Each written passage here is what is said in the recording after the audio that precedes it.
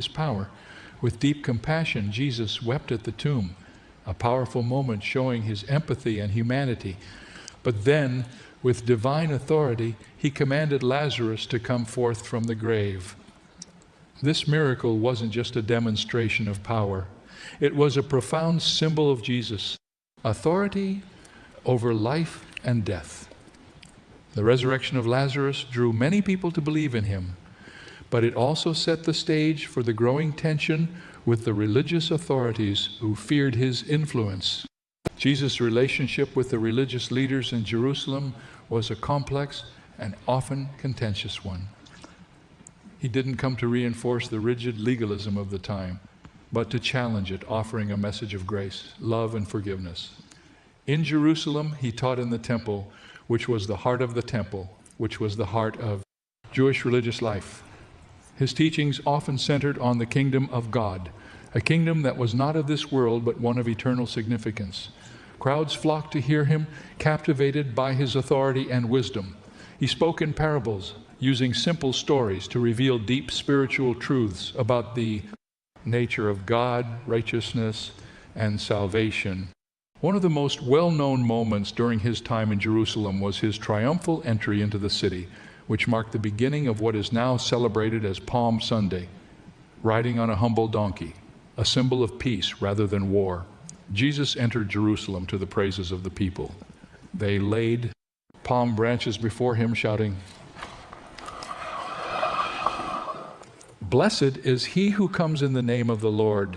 This scene fulfilled the ancient prophecy from the book of Zechariah, which spoke of the coming king entering Jerusalem in this exact manner. It was a moment of profound joy and anticipation, yet it foreshadowed the suffering that Jesus would soon face. Throughout his time in Jerusalem, Jesus performed numerous miracles, many of which deeply impacted the people who witnessed them. He healed the blind, made the lame walk, and restored the sick to health. His miracles weren't just displays of divine power. They were acts of compassion, revealing the heart of God toward humanity. Each miracle reinforced the message of his teachings, that God's kingdom was at hand, and in this kingdom the broken would be restored, the lost would be found, and the oppressed would be freed. But Jerusalem was also the setting for Jesus' greatest act of love, his willing sacrifice for the sins of the world. As his ministry continued, tensions with the religious leaders escalated.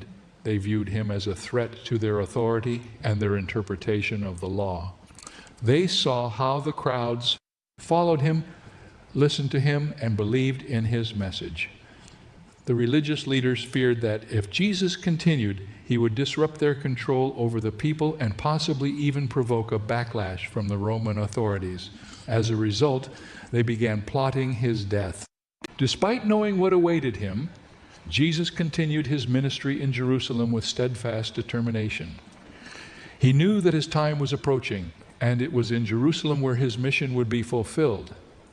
The Last Supper, a significant and intimate moment with his disciples, took place within the walls of this sacred city.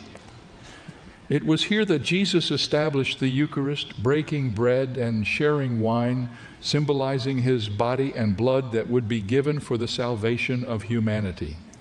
His words during this supper were filled with love and a sense of impending sacrifice, as he told his disciples to do this in remembrance of me.